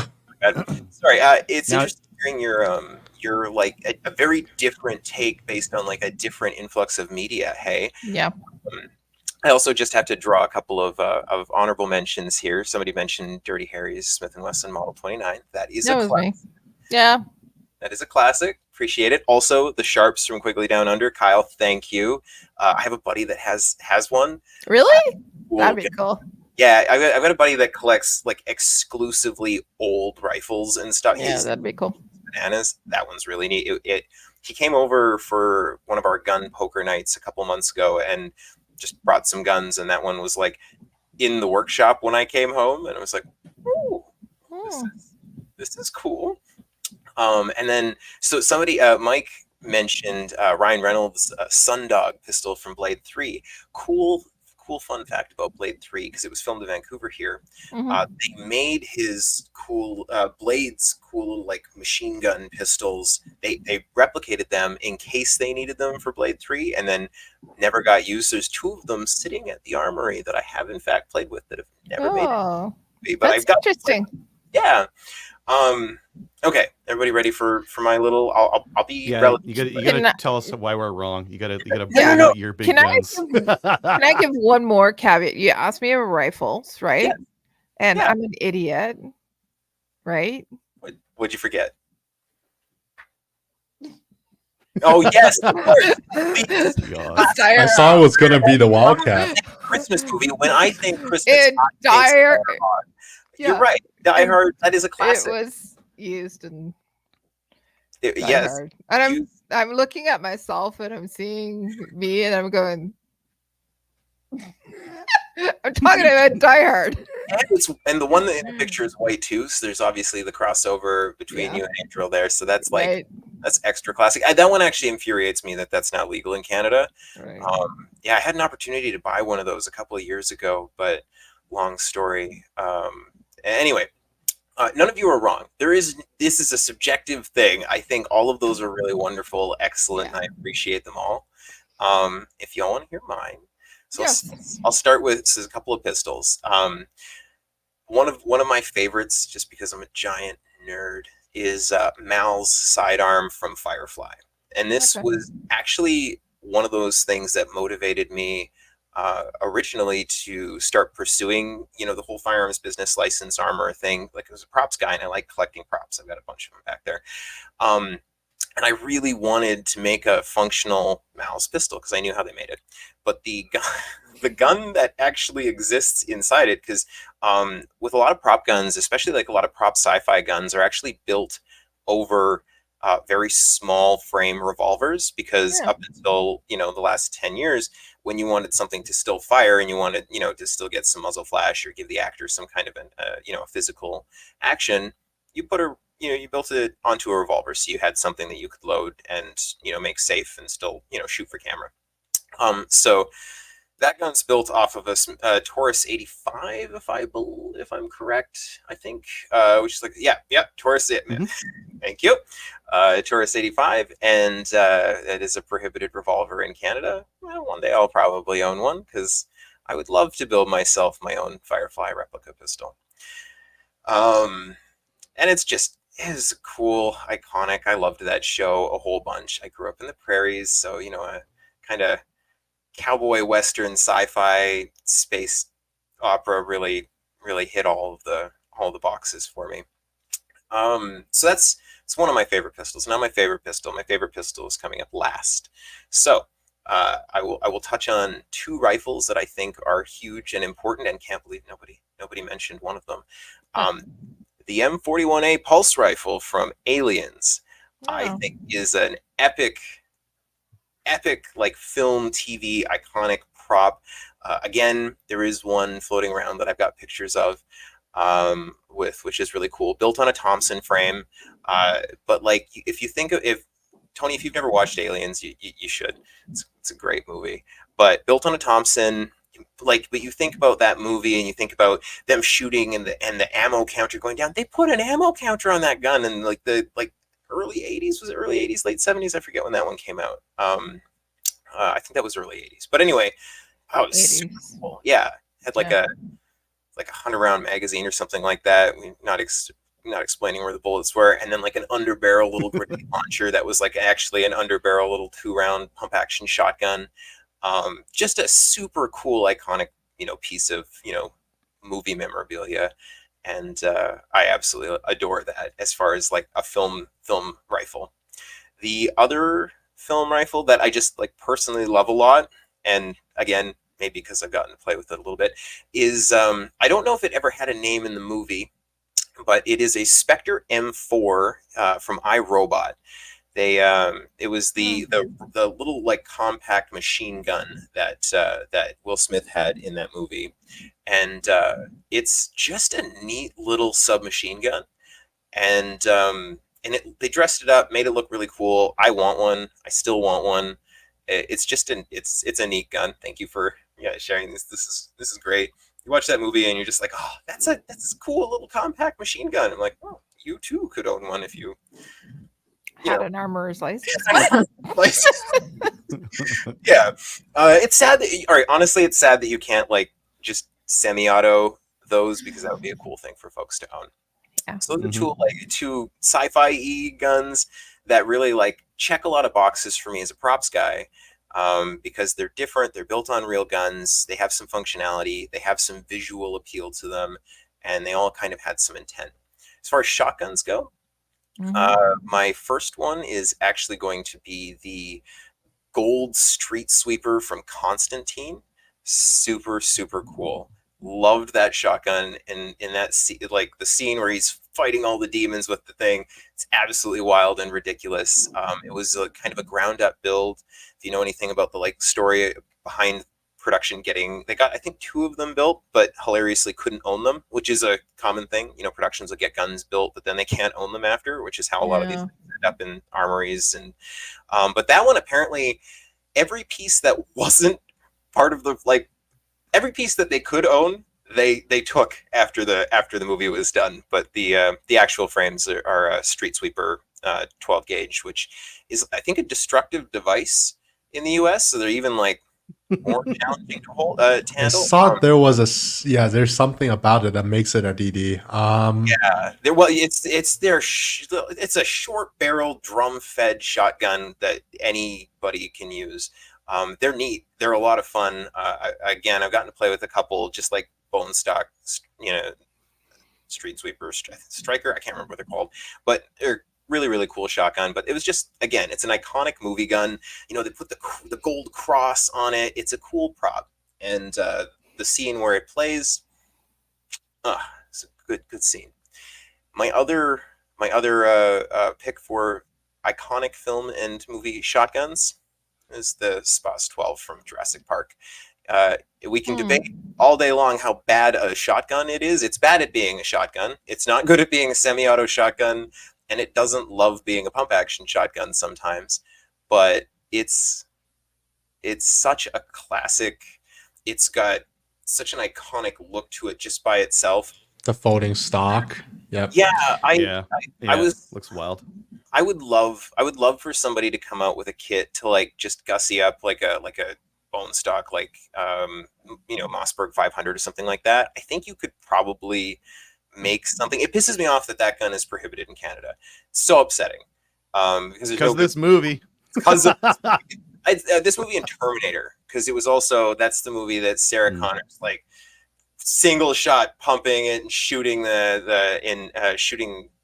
was in the second Terminator, T2. But that's a classic movie shotgun. Looks great every time you see someone break it out, even though it's not really a good shotgun. And finally, my very favorite movie and TV pistol. It's my favorite pistol. It's my Jericho 941, but specifically this Jericho 941. It's from Cowboy Bebop.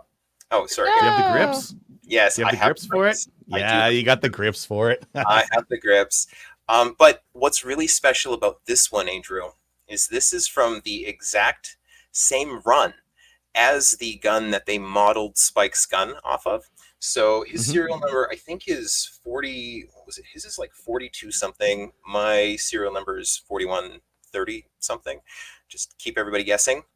But I have done it up exactly like his. So anybody that doesn't know, the Jericho 941 for 1 year was made to shoot two calibers, the 9mm and the now very, very defunct 41 Action Express, which is like a necked up 9mm. The idea being that the Israeli special defense guys could train with 9mm, and just by doing a barrel swap and a magazine swap, but keeping the rest of the parts of the gun, could go out on deployment with a peppier round.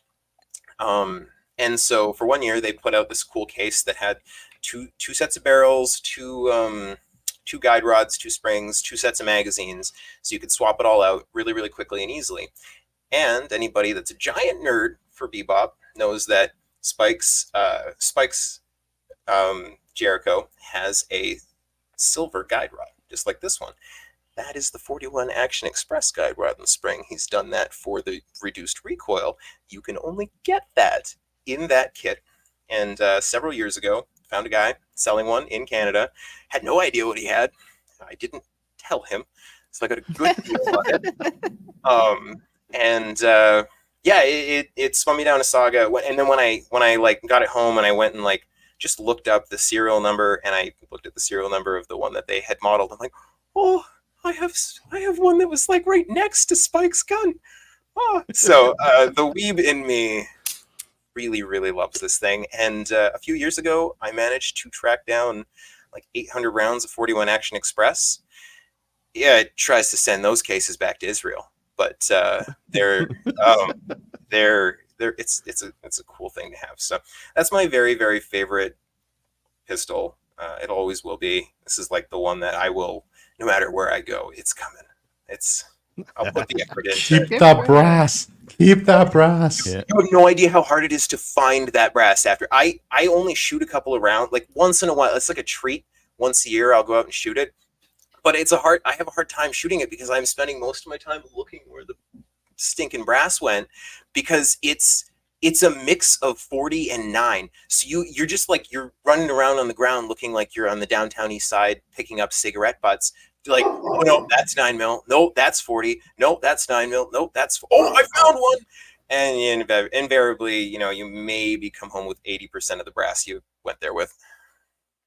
Yeah. Just to nerd out for the listeners here, the 41 Action Express was phased out and designated as inactive by Sammy in 2005. So it is very hard to find. The boxes I have are older than I am. I believe it. It's very much given its way to 40 Smith & Wesson 10 millimeter, which 40 Smith & Wesson at this point is like half dead in the water too. So it's like a dead version of a half dead thing. It's a cool round to look at. But yeah, I looked up a couple years ago. It's just like, oh, what is this ammo worth? And like, depending on the site, stateside, like $5 a round. Like, so. Yeah, pretty expensive. That story is kind of interesting. So you watch Cowboy Bebop as a kid, and you grow up, and you get the gun that he had.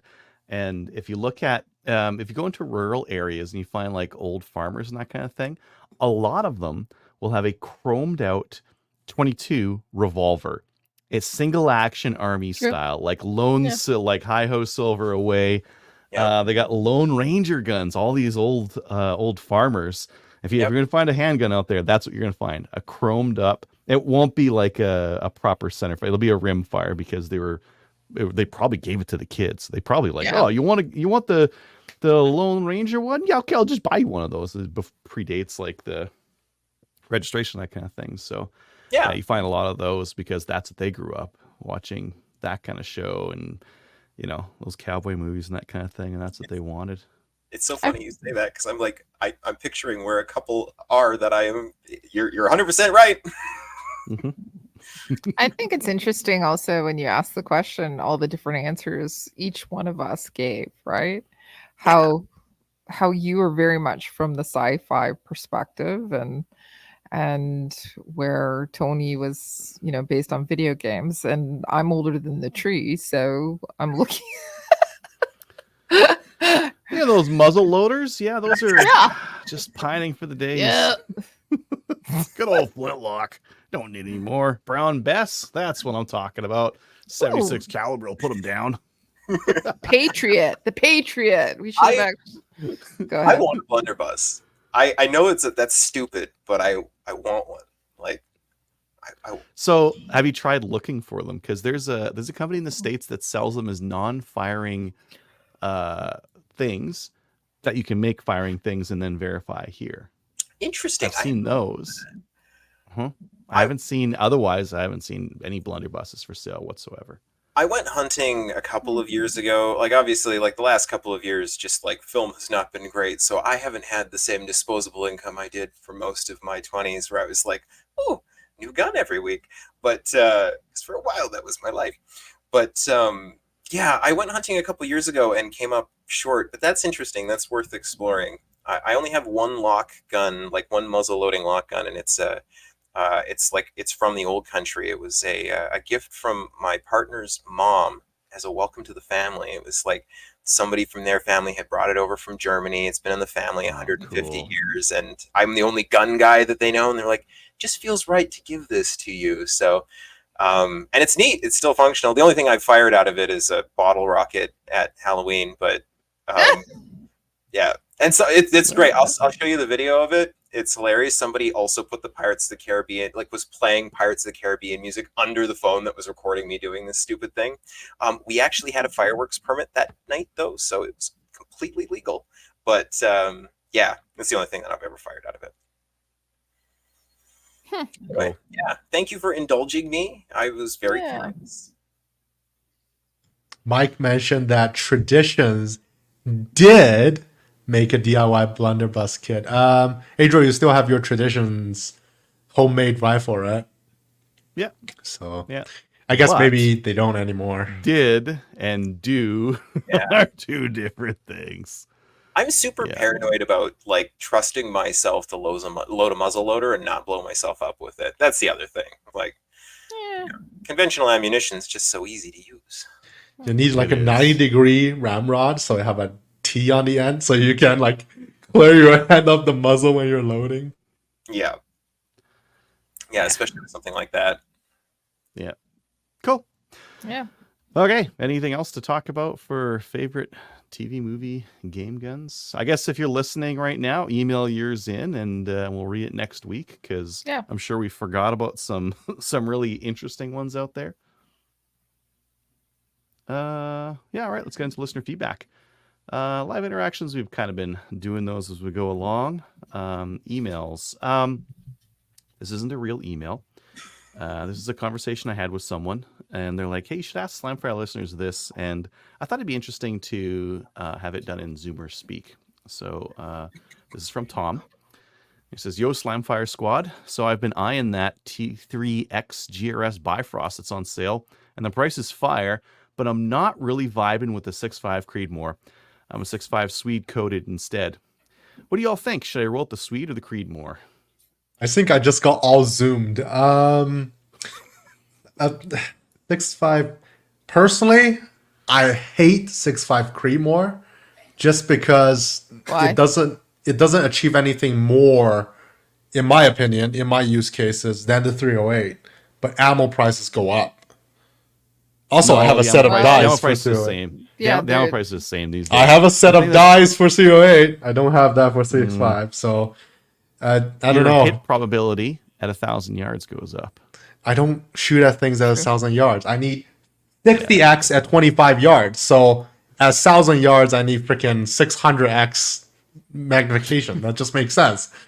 But 6.5 Creedmoor is super popular.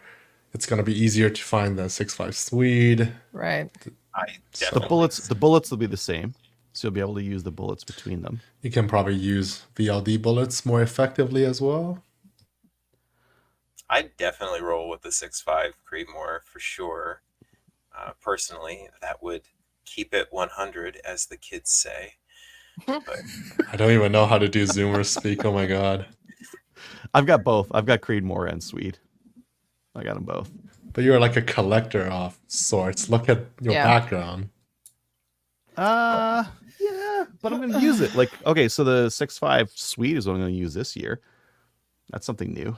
So I'm going to use that, but I don't consider it to be any different than the 6.5 Creedmoor. They do the same thing. I got a buddy that built an AR down in Washington in 6.5 right before their bans happened, and it was like right before. That was what motivated it. Like, oh, next Tuesday this will be illegal, so let's do her now. It's a nice gun. Dustin, that's what I built before. I had an AR-10 in 6.5 Creedmoor. I didn't get to fire. I just finished assembling it. They're all prohib. It's got to Yay. the range. Still have the barrel. Still have all the stuff. Yeah. Sorry, You didn't mean just to. can't. Just Yeah, you can't have nice things, Painful memories. Painful memories. right? Don't want to talk about it. Yeah. So Slamfire listeners, 6.5 Creedmoor, 6.5 Swede. If you had to, so that T3X Bifrost, that's what he's looking at that rifle. He likes it.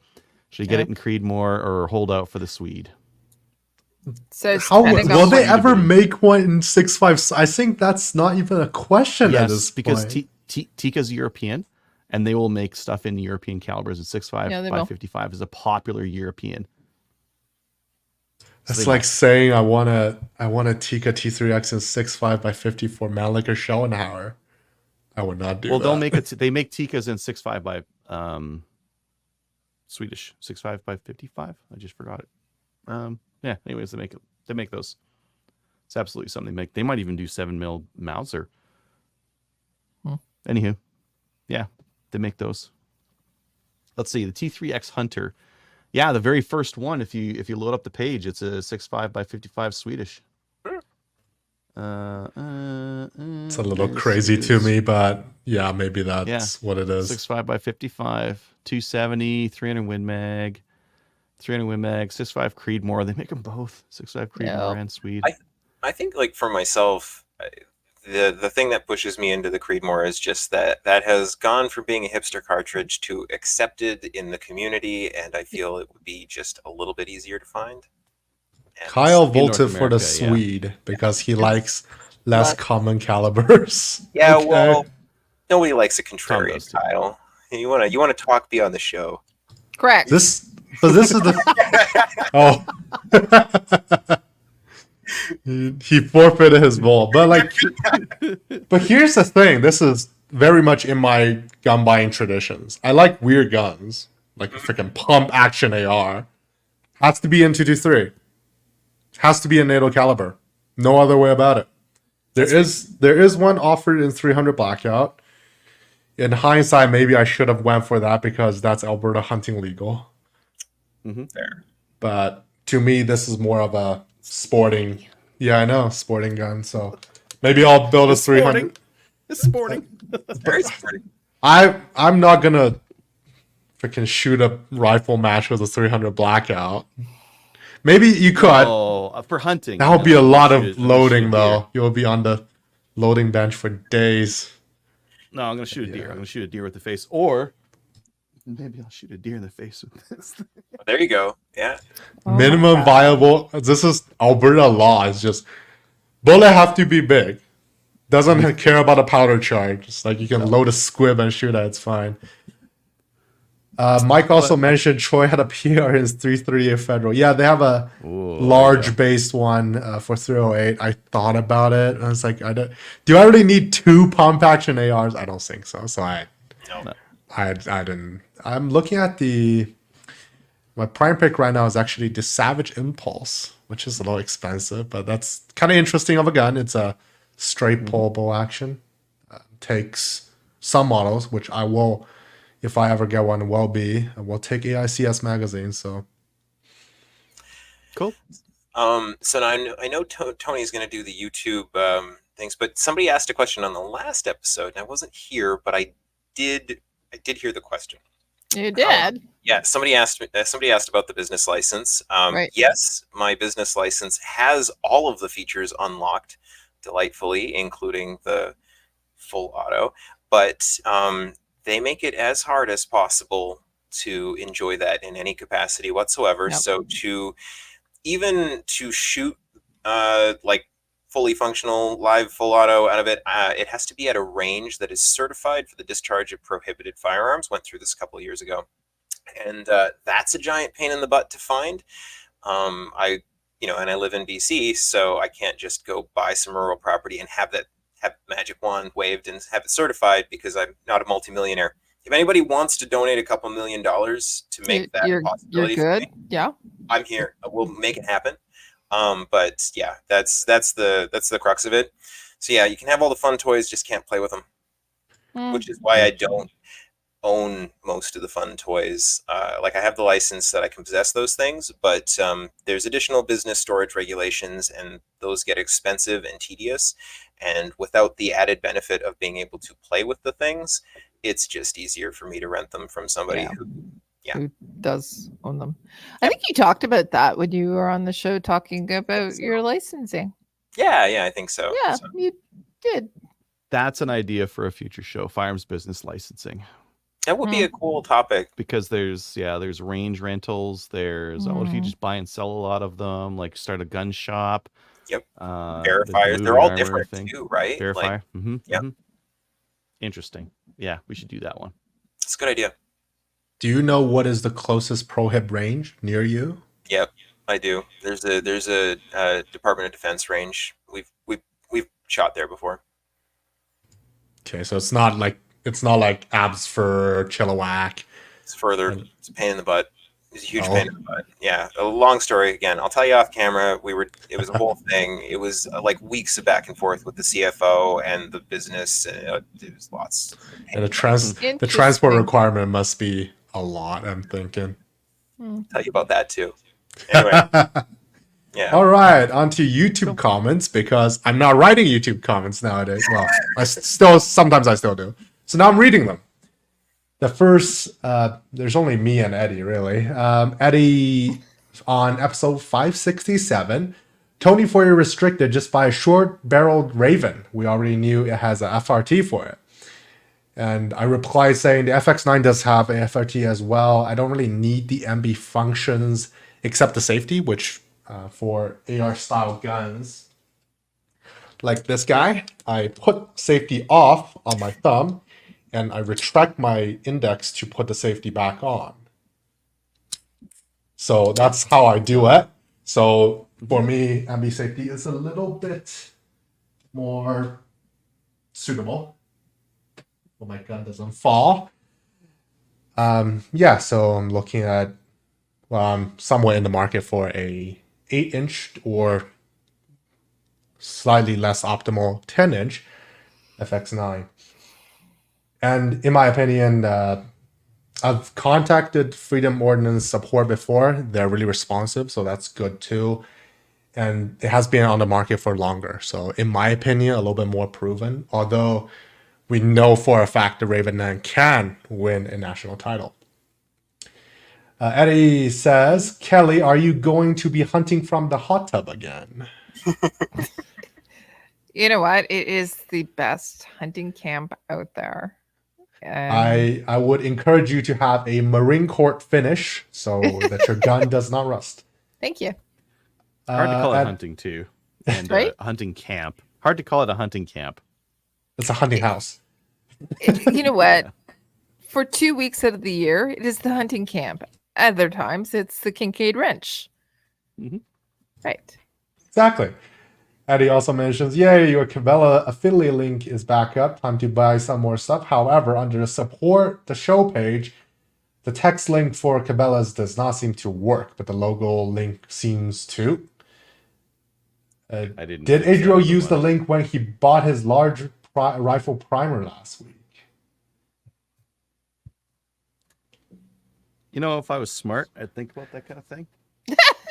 But he got lazy. Okay, we got the answer. And then 2 comments from myself because I was listening back in time. Episode 415, range etiquette. I mentioned 2 things. First, I only got properly burnt by brass once. So we're talking about hot brass ejecting to the side, maple seed, for example. And there was actually during my maple seed and my own brass, when I'm supporting the rifle like this, landed right between my fingers. Very thin skins over there and burned me quite well. Since rimfire powders have often very high burn rates, they're actually quite hot.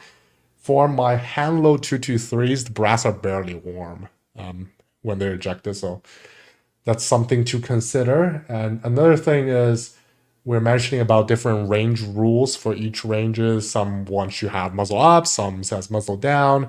Yeah. It's like I respect everything each range does, but some things I understand, but my brain refused to do. For example, I refuse to rest an open shotgun on my toes. And I know a lot of pro shotgunners does that. One of the Steel Challenge grandmasters at my club is a master shotgun shooter. And his shoe has a little tubular holder thing. Yeah. So I asked what that is for, and it's like, that's for resting the barrel on your shoe so it doesn't slip off of your shoe. Like, I get it, and I see a lot of people doing it. They sell like leather flaps for your shoe to rest your barrel on as well, but I just refuse to do that. It's a little, for my brain, it's like, I know it's safe, but I can never be too safe, so pointing away from me is probably safer than safe. Things like that. And yeah, that's it for our YouTube comments. Did anything happen on Discord? There's a Yeah, few lots of things things. have been happening on there. Yeah. Yeah, we sent out a few pictures. We have a few Yeah. new guys coming on, and Mhm. in the new gun stuff section, I've also posted my field interview. No, not interview. The field reporting of the stray shooter indoor range and their posters and things regarding your quote unquote not purchasing a handgun. And I've now updated the support this show page with a gigantic image link to Cabellas. Awesome. Okay. Facebook reviews, comments. Yeah, we talked about those. Instagram, I don't think we saw anything over there.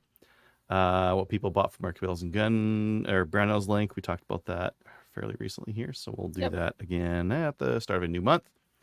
If you'd like to email the show, send an email to slimefireradio@gmail.com. Shout outs. Sure. I guess I I got got a one. shout out to Taylor and his significant other for doing a great job at IPSC Nationals, and one to Amanda for she got top lady in production. So well done. Burdett, he got top in production, I believe. Mm-hmm. He's another person who's been on the show. Exactly. Kelly, what about you? I do have a shout out. I have a shout out to one of our friends, Joel. He's a listener of the show, but he's also somebody that's come out to Maple Seeds and helped out when we were up in Meaford or Collingwood. But he's also a really, really good guy, and he's going to help us out this weekend with a lot of really cool things that's going to take place up in Collingwood / Meaford for the calendar shoot. So I'm really excited about all the things that we're going to be doing this weekend. Cool. And no, by the way, it's supposed to rain both days and pour. Kelly, I've never had to stop or pause a maple seed due to weather. You can't say the same thing. I've had to stop, pause weathers for 3 tornadoes. Mm-hmm. It's funny because when I visited Edmonton, everywhere is so concerned about tornadoes. There's like air horns everywhere.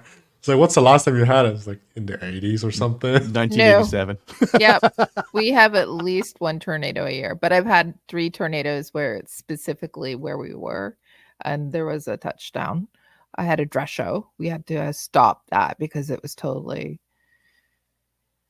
Yeah, it was destructive. There was buildings that were right beside us that no longer existed. There was, it was bad. We've had several, and I mean several hurricanes that came through, and with lightning as well. So I don't care about rain. It's the lightning. We can't be holding rifles and there being lightning. So we have to pause it. Yeah. We don't do that for these maple seeds. Yeah. Well, Tony, what about you? Any shouts? I mean, you don't know that. Have you ever had lightning during a maple seed? No. Oh, it's always just bloody sunny. What's wrong with us? It's beautiful. The sun's shining. Might be a little bit hot. Freaking everyone's Tony, cooking. Any shout outs? Yep. I have 2 shout outs for the Steel Challenge and 1 recommendation. So shout out to Steve for giving me the loaner. I'll be loaning his very fancy Alpha Foxtrot 1911 too. And I forgot which revolver he has, but he's already Club 13, so I'm going to steal all his stuff. And Chris for match directing.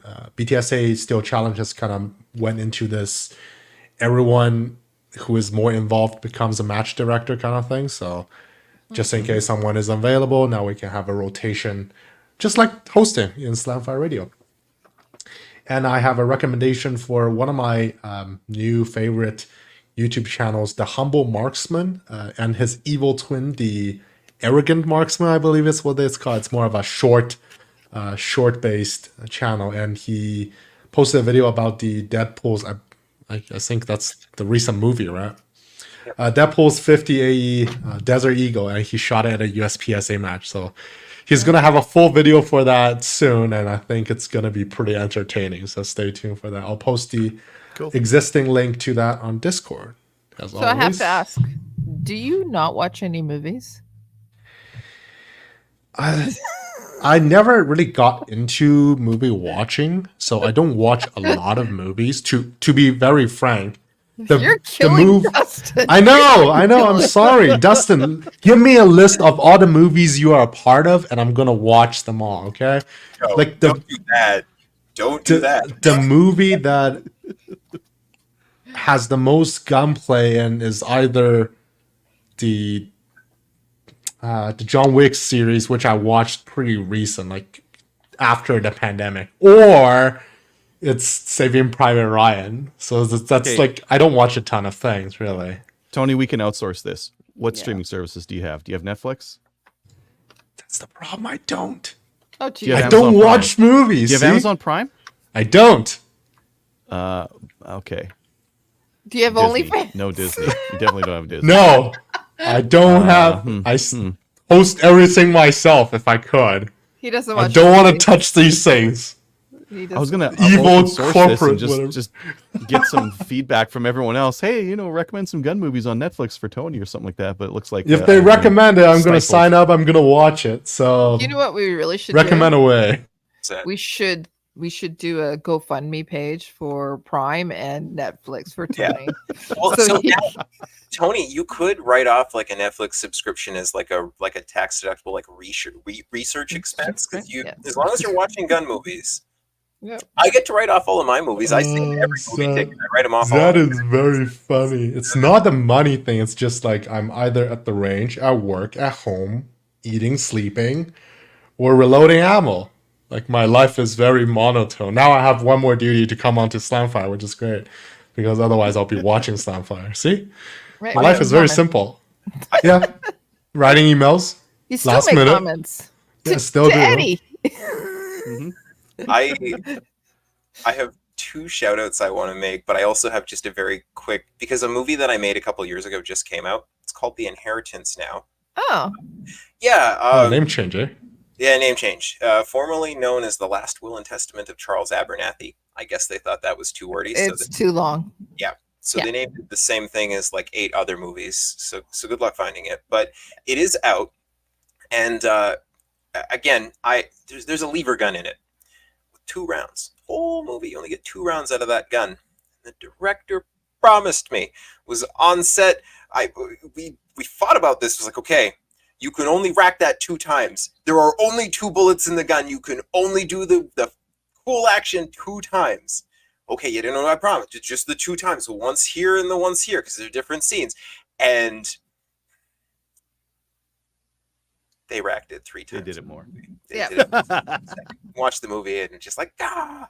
So it's not my fault. Not my fault. Did they CGI the flames or No. it didn't came like there's no shell ejecting? Like what's the problem with it per se? Well, it's just because there was 2 rounds and they did the lever 3 times over the course of it because it's cool. Because in the words of Sutherland, not Donald, the other one, Kiefer. Kiefer Sutherland, because that sound is scary. So that's a phone booth reference that you won't get. I'm sorry, Tony. You should watch that movie.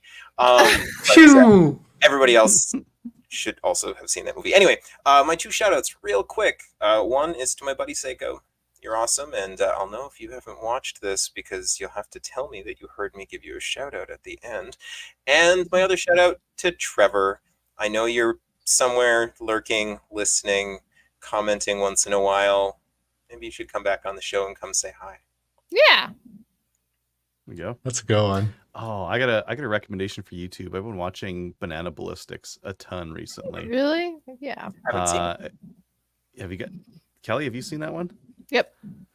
He's a real dorky guy. He does the same thing with all of them. It's all caliber comparisons, and all he does is shoot them into sand, steel, and wood. But not into bananas? Yeah, I have No. seen that. No, That's clickbait. does the same thing for all of them. He's got the same dorky jokes. I like the dorky energy of it. It's amazing, and The nerd. I like that he's not collecting like great data, but he's collecting data, and it's fun, and I like it for that reason. Cool. All right. Well, join our Discord server. Watch us on Facebook, YouTube, Twitch, Player, all the other kind of stuff. Join the CCFR, and we'll see you next week. Later, everyone. Later. Bye. Good night. Good night.